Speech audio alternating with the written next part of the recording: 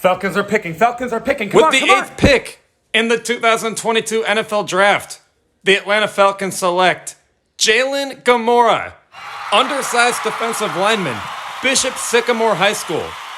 Wow. So it turns out you actually can get high school players in the NFL Draft. What's going on, Falcons fans? Logan here. Welcome back to Rise Up Rundown. And if you're new here, welcome. So I'm accepting at this point that I just will not stick to one thing when it comes to the 2022 NFL Draft as a Falcons fan. I just change my stance on this every single time. I came from, in the beginning of the year, Sauce Gardner will be the pick, and I just don't think there's any way around it. And then they go off and get Casey Hayward and re-sign Isaiah Oliver, and now I'm like, maybe Sauce Gardner will not be the pick for us. And then as time goes on, I'm like, oh, well, it still would make sense to get Sauce Gardner. But you know what? I was also pounding my fist on the table that we should not get a wide receiver at least somewhere early in the NFL Draft. But now I made a whole entire video saying why it would make sense to get a wide receiver early on in the draft. And I really don't know what the Falcons are going to do. And frankly, I would be okay with whatever they do, because with how desperate this team is, you can't look at any decision they make and say it doesn't make sense. Maybe you want pass rusher, but instead the Falcons go quarterback at number 8. And you can't look at it and say that it didn't make sense to get a quarterback, because quarterback is a need for us. Let's say maybe you want a wide receiver, but instead the Falcons trade down and get multiple picks and end up going with a linebacker in their first pick of the draft. And you can't look at it and say that it didn't make sense to get more picks and get a linebacker, because we needed both of that. This team is just so bad, to the point where it feels like they just now entered the NFL and they need to build a team now. Like, that's literally what it feels like. We literally just bought this NFL team. We've never played in the NFL before, and now we need to get players. That's literally what it feels like. We are so freaking desperate, and I would argue that this is the most desperate I've ever seen the Falcons ever. Like, they seriously suck all around. Every single part of them is terrible. So, what would I do if I were picking at number 8 for the Atlanta Falcons? The only thing that has not changed so much is I've been preaching over and over, if I were the Falcons, I would get a defensive player at number 8, considering how good the defensive players are in this draft. And that's the only thing that I'm staying true to, is if I were to stay at number 8, the thing I would do right away is get a defensive player. But again, if we got like a wide receiver or an offensive lineman, even maybe a quarterback, I would understand it, but I personally would go defense. So, who are the players that I think would be best for us at number 8? Well, I have 4 players in mind, and they are obviously on defense. And only one of them I'm kind of iffy on if he's even going to land at number 8. And that would be Kayvon Thibodeaux from Oregon. Now, at one point he was mocked to be the first overall pick, and then now he's not. But there are still some teams that are interested in getting him, like the Giants and I don't know, the Lions, I guess. There's so many teams that are interested in him, so that's why I'm kind of like iffy on if he's even going to land at number 8. But if he does land at number 8 for us, that would be who I get, because edge rusher is a need, and, well, he's Kayvon Thibodeaux. He's really good. There's just no other way around it. Grady Jarrett needs to finally work with a good pass rusher. At some point, the Falcons are going to do good with this whole pass rusher thing, because we get Vic Beasley and Takk McKinley. That didn't work out. Ironically, Vic Beasley was at pick number 8.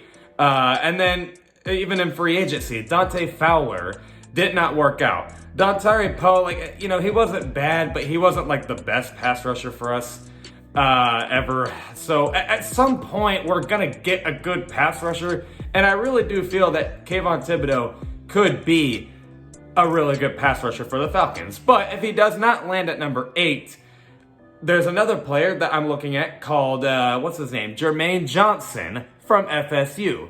And not only is he a need for us, because we need edge rush help a lot, and he's also a good player, but also he's from FSU. And I really trust FSU when it comes to defensive players. Looking at Jalen Ramsey and Brian Burns, Asante Samuel, Derwin James, Ronald Darby is okay. Like, FSU, they might not be the best college football program, but they usually know what they're doing when it comes to defensive players. Let alone the Falcons are usually pretty good with FSU players in general. Going way back to Deion Sanders on defense, and then Devontae Freeman, for whatever it was worth, he was good for us when he was here. So they're usually pretty good with FSU players anyway. So I'm expecting Jermaine Johnson to be a stud. Not only because he's a good player, but also because apparently he's from a good school. So I don't know. And we need pass rush help really bad. So those are the two players I'm immediately looking at. If Kayvon Thibodeau is there, I would get him right away. If he's not there, I would get Jermaine Johnson. But what if it's not those two? What would I do? Well, there are two corners that I'm looking at. And again, my opinion changed because at one point, these are one of the two players that I wanted. It could have been one or the other. It didn't matter. I just thought that these were going to be the pick for the Falcons. And then I changed my mind and I thought it didn't make sense for us. And now here I am saying again that it would be one of the best options for the Falcons. And that would be getting either Ahmad Gardner or Derek Stingley from LSU. So even though I've been making it pretty clear that I think corner is actually an okay position for us for the Falcons, considering we have AJ Terrell. AJ Terrell is not okay, by the way. He's really good. But with the other corners, Casey Hayward is good, but he's also getting up there in age. And my stance on Isaiah Oliver, I'm not going to keep beating it to the bush. I just simply don't think the hype is there like everyone else thinks it is, but I don't know. Maybe we'll see. He played good with Dean Pease, so maybe he turns it around. And I do think it was the right decision to give him a little prove-it deal, but I'm also going to be honest with you and say that I don't think he's going to be here for much longer. So getting either Ahmad Gardner or Derek Stingley, if I had to choose one of them, I would get Ahmad Gardner, by the way. I honestly would kind of understand why we would need one of those guys, because I'm just not expecting Isaiah Oliver to be here for much longer. And I do kind of feel like I'm bullying Isaiah Oliver considering how low I am on him, but it's the truth. I honestly, I don't think he's as good as everyone makes him out to be. But regardless, even if he does do good under Dean Pease, I think the Falcons, if they draft Ahmad Gardner or Derek Stingley, they'd probably release Isaiah Oliver anyway and give one of the newer corners that they draft a bigger chance for the future. And then Casey Hayward, I don't think he's going to be here for a whole lot longer. And then obviously Ahmad Gardner or Derek Stingley could replace him. And then hopefully your corner situation is set for the future for a long, long time. So it would really make sense to get one of those guys, because all four of those players I mentioned are supposed to be players that can help you right now. And the Falcons need help everywhere, but especially on defense, you need help right now. Now, any other player that I didn't mention, I wouldn't pick at 8. I would just kind of trade down and, get someone later on. But at the same time, my stance changes a lot, so I don't know. But we will find out in my mock draft coming this Tuesday what I would really, really do if I were the Falcons general manager, not just from the first round, but also throughout the rest of the round. So stay tuned for that. I think it'll be exciting because as much as my stance has changed, it's kind of the last time I can make an opinion on the draft. And then after my mock draft, I kind of just have to wait and see what they do. And for my mental sake, I'm kind of happy about that because I'm kind of tired of guessing what this team is going to frickin' do because it changes every time. But this is my last chance to have an opinion on the draft. And then as soon as the Falcons do something, I can give out a reaction and just relax with the rest of you, because I'm sure every one of you is just like freaking out, like, what in the world are we going to do?